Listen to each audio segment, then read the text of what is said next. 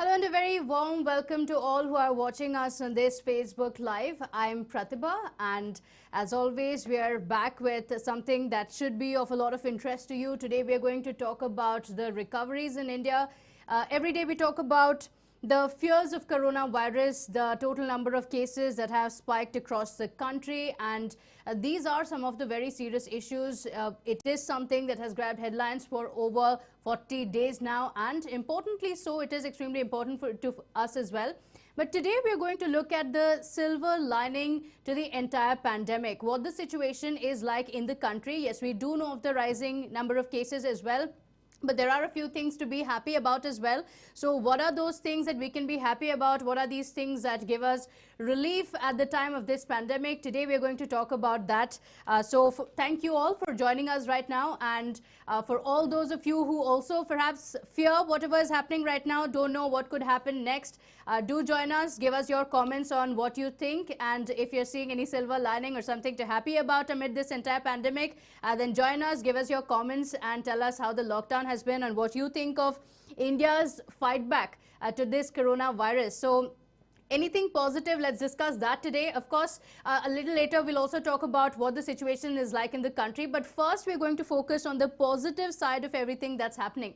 So today, the Union Health Ministry will be addressing the media later in the day, and Prime Minister Modi is also holding a meeting with all the chief ministers to take a look at what the situation is like across the country. But yesterday, as far as the numbers go, the country might have seen the highest number of spike in terms of the cases that were reported. 4,000 cases being reported, over 4,000 across the country. That is the highest single day spike. But the silver lining that I spoke of in the beginning of this video is, of course, the fact that the recoveries have also gone up. So the number of recoveries in the country have gone up, and we'll also compare it with the other countries as well to know what the situation is like.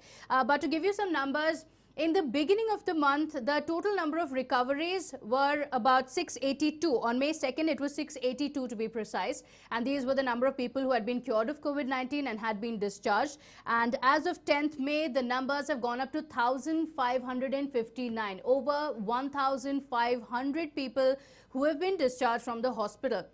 Now you'll say, now with the number of cases rising, of course, the number of recoveries also has to be high. But the recovery rate in itself has also increased, and now it has crossed 30%. It's currently at 30.76%. It's a tremendous improvement from what it was previously. Even last week, it was somewhere about 29%. So now it has crossed 30%, is inching very close to the 31% mark. So that's something to be extremely happy about. It's a very big relief that the recovery rate in India is quite good. And of course, the total number of cases has gone up, and that is a battle that we are still raging. That's a battle that still continues. But while we talk of what's good in all of it that's happening, in the last 24 hours, in 10 states and union territories, no new cases have been reported at all. So there are 10 states and union territories across the country where no fresh cases have been reported. So these states as of now have no active cases at all. So yeah, they're completely in the green zone. That's something to be very happy about, because even if it was one case, it somehow shows that we have derailed our fight against coronavirus. So with 10 states now not having any of the cases, that's something to be happy about. And of the numbers that we have as of now, the mortality rate as well, as we talk of it, that in the country is much lower than what it is in a few other countries. Now, there are a few who also argue that mortality rate, it does not really matter when the number of cases are rising, but it is extremely important. That shows us that whatever the reasons may be, whether it is because of the healthcare system in the country, proper planning, or the immunity system of our people, the fact remains that the total number of fatalities in the country are going to be much lesser than that of the other countries, and that's a very, very welcome sign. To put things in perspective, if we take a look at 20 of the worst affected countries in the entire world, collectively the population of all the 20 countries put together is as much as India, that is 135 crores.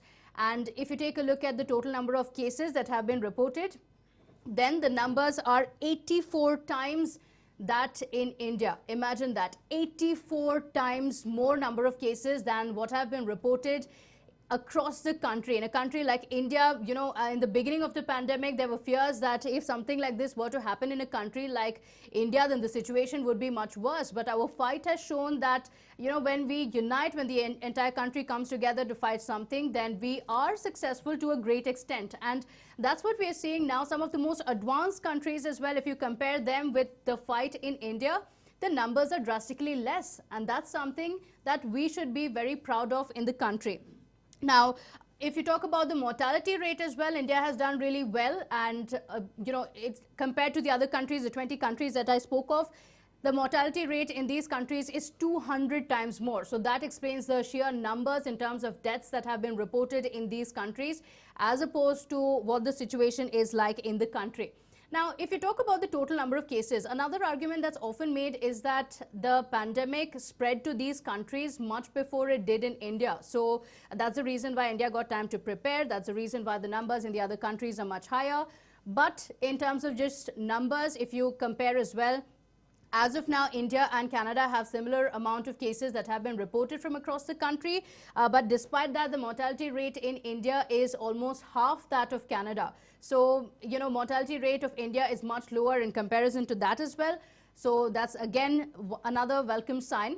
I also want to talk about the mortality rate and the recovery rate in each of the states. So as of now, in the total number of cases that have been reported, the highest number of recovery rate is from Kerala, where the recovery rate is over 90%, whereas in a few other states like Punjab has the lowest with just 9%. So there are various reasons that have been attributed to it, also being, Kerala was a state that saw the first coronavirus case, a COVID-19 case. So that's the reason why it has spread further in Kerala. In a few other states, it was a bit slower. So the curve was much slower when it came to these other states. And that's the reason why the number of cases are also quite skewed in each of these states. And now as the lockdown is lifted completely, that's when we are going to see the total number of cases leveling up in all the states.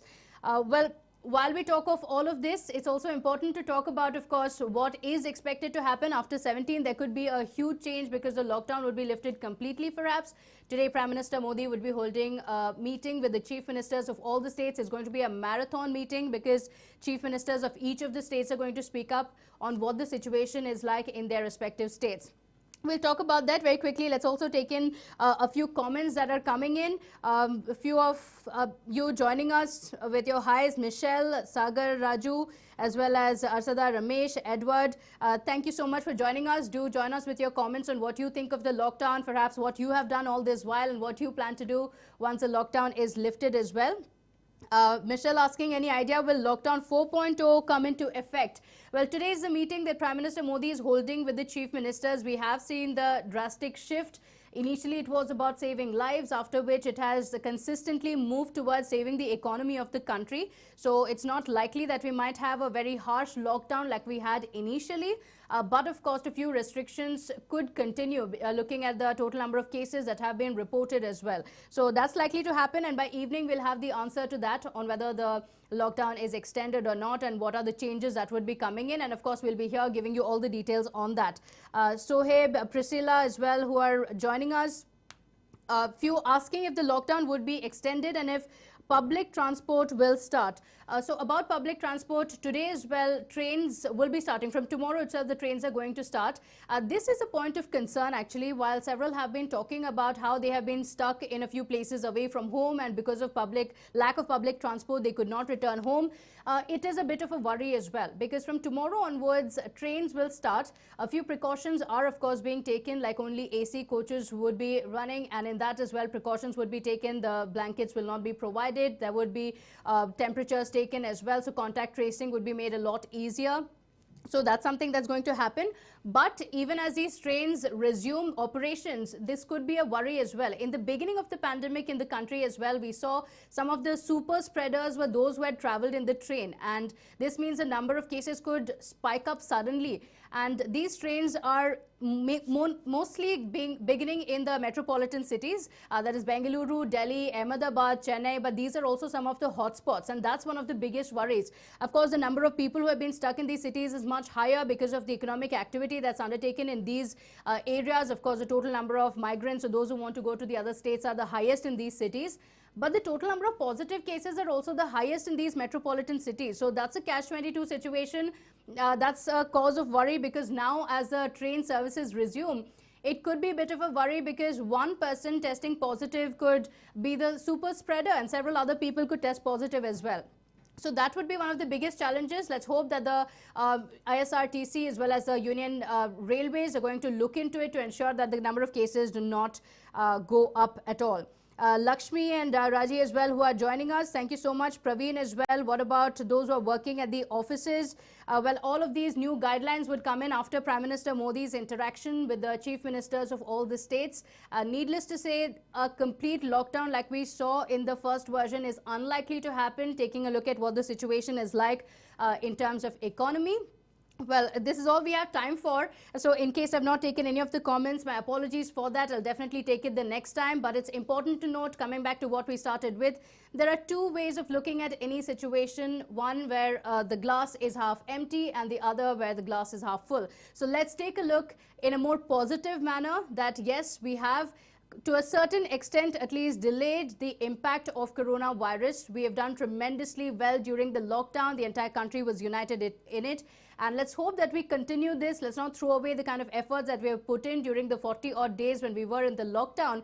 And, you know, we have achieved a lot. We have seen the kind of numbers that have come in. The recovery rate in India has gone up drastically, and the total number of cases in comparison to several more advanced countries has been much lesser in India. So that's something to be proud of. So we can be proud of ourselves, and this could also be the motivation that we are looking for to continue taking all the precautions. Thank you so much for joining us. We'll see you next time.